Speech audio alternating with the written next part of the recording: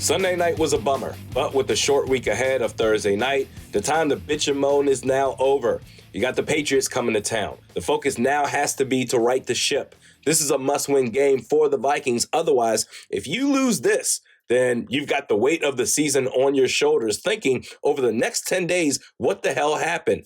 The 8-2 Vikings take on the 6-4 New England Patriots. Let's talk about it. The Pats run a 3-4 front. Vikings offensive line needs to have a 180 turnaround performance compared to Sunday's game against Dallas. And with New England's defensive line, the primary focus for the Vikings has to be Dietrich Wise, who's easily having his career best season in terms of sacks anyway, and has already set his season high mark in TFLs. And out on the edge, Defensive Player of the Year candidate Matt Judon, league leader in sacks, and much like Cam Jordan, tends to favor the right side of the offensive line, which oddly enough works to the advantage of the Vikings. The more that you avoid taking on backup left tackle Blake Brandel, the better. Judon can make things happen, whether it's purely rushing from the outside edge, or if he wants to, he'll stunt and then go inside. You have to be aware of where he is at all times, but he, along with Dietrich Wise, that's a nice 1-2 punch in terms of getting after the quarterback. So yes, the offensive line, you got to play better, but the communication, that has to be better as well. High caliber inside linebackers with Jawan Bentley and Jelani Tavai for cleanup duties. Anything on the outside, there they are. And on the back end, Jonathan Jones is probably the best cornerback that nobody talks about. Under a 47% completion rate allowed, 2 picks, including a pick 6. No debating, he's top 10 at his position. The other cornerback, however, opposite side, Jalen Mills, he's the liability, the one you seek to pick on if you're Kirk Cousins.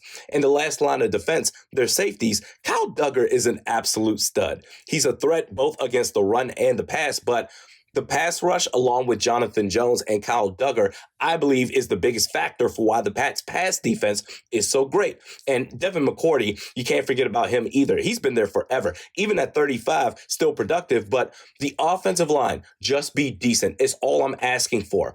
Try to offset the pressure that your quarterback is going to face by running the football with Dalvin Cook effectively. In passing plays, Kevin O'Connell, it's very simple. If the offensive line is not going to hold up and you see that your quarterback is facing pressure, much like he did on Sunday against the Cowboys, then dumb the shit down. Quick strikes, slants, out routes, whatever it takes, get rid of the ball quickly, take what the defense gives you. As for the Vikings defense, center David Andrews currently dealing with a leg injury. He's going to miss some time. There's some optimism that perhaps he can return for the start of the playoffs, but either way, it's a bad hit for New England. Now, their backup center, James Ferentz, he was a disaster last week against the Jets. Poor IQ, no base, no technique. Harrison Phillips, he has to dominate this matchup. It starts with him.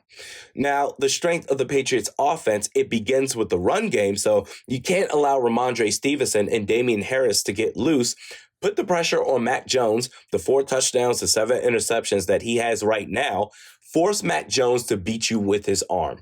Press coverage. Okay, Ed Donatell, no more of this prevent crap, having your corners play off unless you're determined to sabotage this Viking season as an inside job. There's no way after every game doing the same shit that you continue to look yourself in the mirror and say to yourself, yep, I'm a genius. Now, if you are going to do the same crap, if Jacoby Myers goes off, then it's over.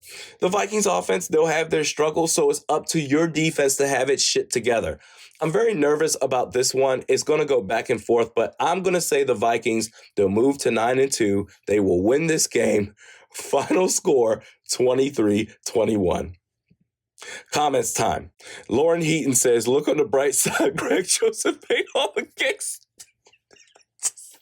Dude, that's so I legit laughed out loud when I first saw that.